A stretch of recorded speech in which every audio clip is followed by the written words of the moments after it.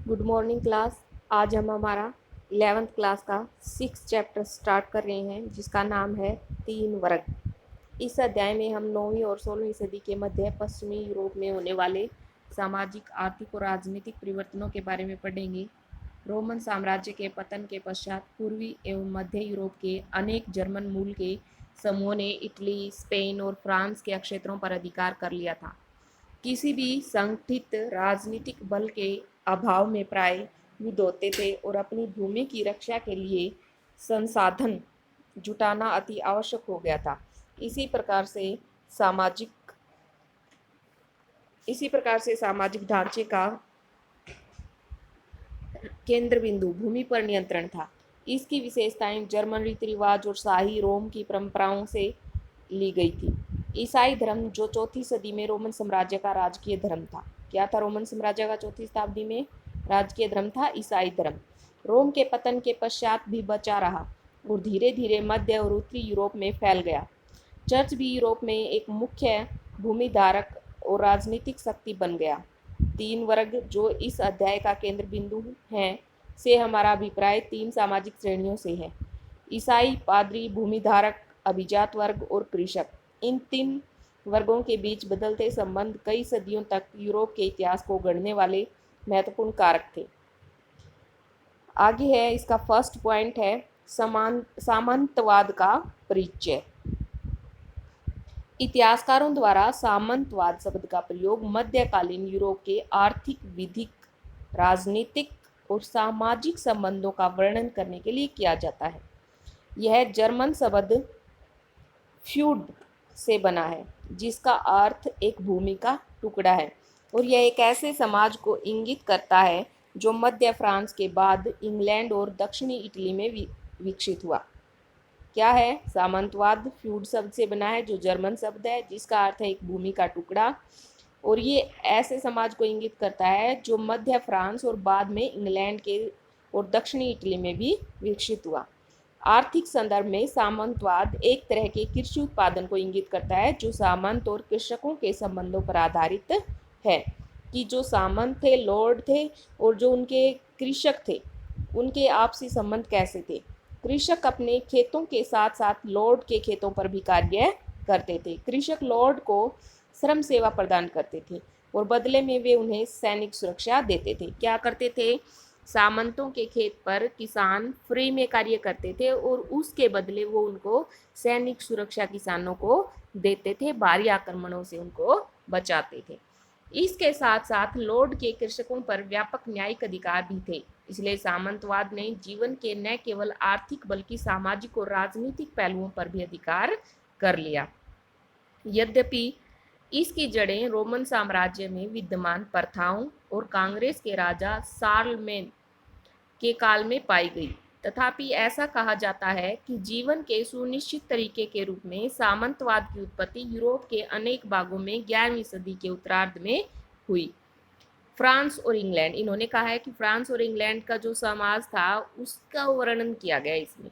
Gall, जो Roman साम्राज्य का एक प्रांत था, उसे क्या बोला गया था? गॉल में दो विस्तृत तट रेखाएं थी, पर्वत श्रेणियां और लंबी नदियां, वन और कृषि करने के लिए उपयुक्त विस्तृत मैदान थे। जर्मनी की एक जनजाति फ्रैंक ने गॉल को अपना नाम देकर उसे फ्रांस बना दिया। 6ठी सदी से यह प्रदेश फ्रैंकिस अथवा फ्रांस के ईसाई राजाओं द्वारा शासित राज्य था।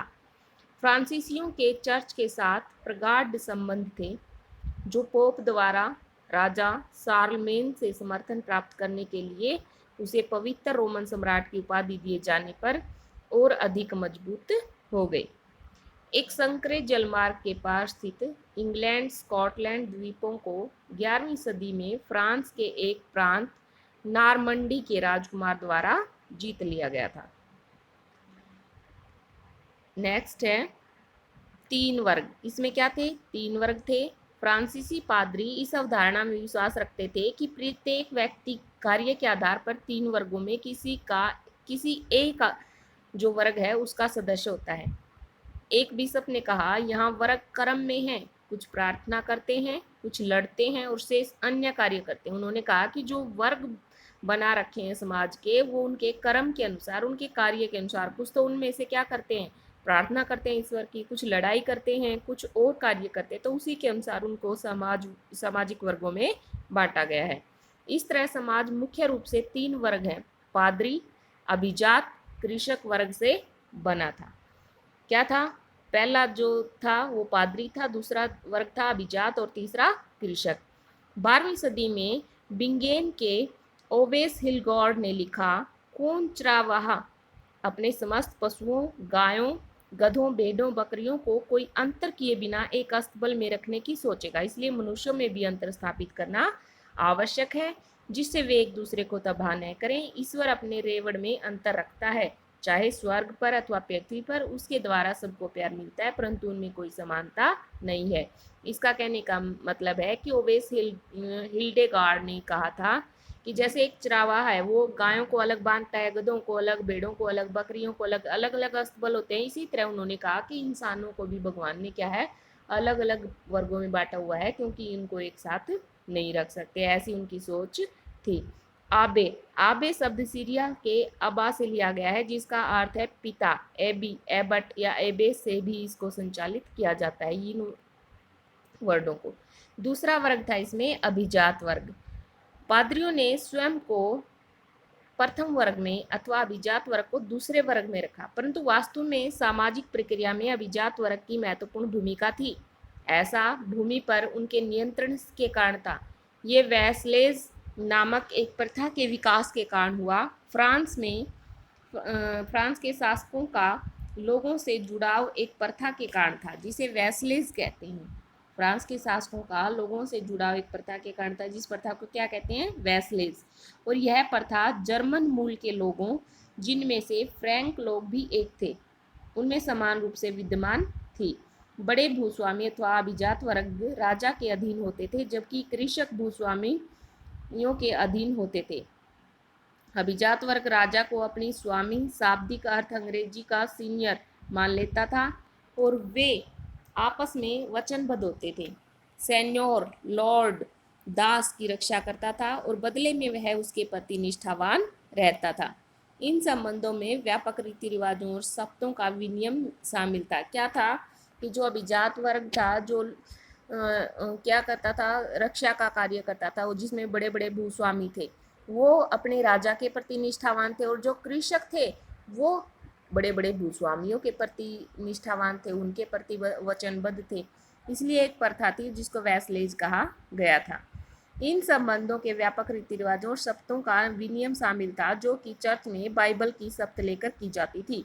इस समारोह में दास को उस भूमि के प्रतीक के रूप में, जो कि उसके मालिक द्वारा एक लिखित अधिकार पत्र पर एक छड़ी या केवल एक मिट्टी का डला दिया जाता था।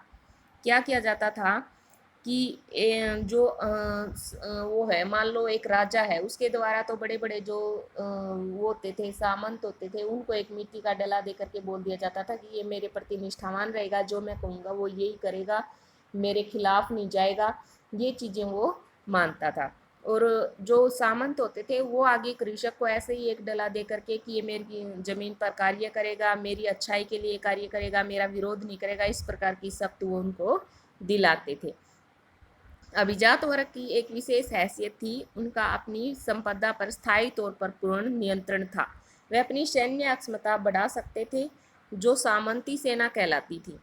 वे अपना स्वयं का न्यायालय लगा सकते थे, यहाँ तक कि अपनी मुद्रा भी प्रचलित कर सकते थे। इसी कारण क्या हो जाते थे कभी कभी, क्योंकि अपना न्यायालय लगा सकते थे, वो अपनी सेना को बढ़ा सकते थे सामंत, उनके पास बहुत सारी ऐसी अधिकार थे, और अपनी खुद की मुद्रा भी वो प्रचलित कर सकते थे, जिसे वो क्या हो जाते थे, शक्तिशाली हो जाते थे। वे अपनी भूमि पर बसे सभी व्यक्तियों के मालिक थे।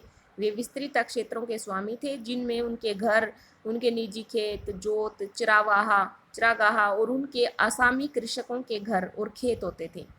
उनका घर मैनर कहलाता था। क्या कहलाता था? सामंत का घर मैनर। उसकी व्यक्तिगत भूमि कृषकों द्वारा जोती जाती थी, जिनको आवश्यकता पड़ने पर युद्ध के समय पैदल सैनिकों के रूप में कार्य करना पड़ता था, और साथ ही साथ अपने खेतों पर भी कार्य करना पड़ता था।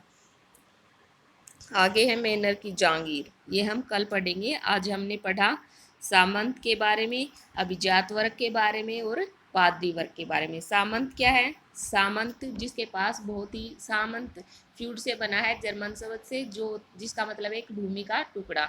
समाज 3 वर्गों में बटा है, पादरी, अभिजात और पादरी वर्ग, अभिजात और कृषक। पादरी वर्ग में क्या होता है, जो पूजा पाठ करते हैं चर्च में वो। अभिजात वर्ग राजा, सामंत, उसके आसपास के जो लोग हैं वो।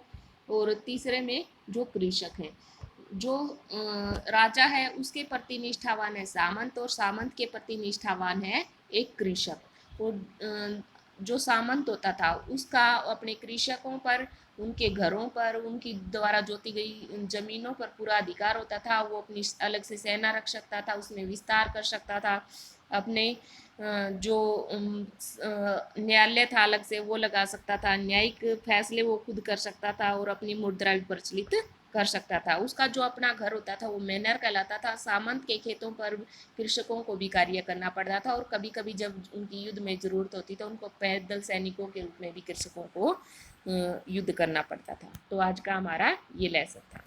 नेक्स्ट हम आगे ये लेसन कल पढ़ेंगे नेक्स्ट पॉइंट। तो थैंक यू, साथ साथ अपने नोट्स तैयार करते रहिएगा। Have a nice day.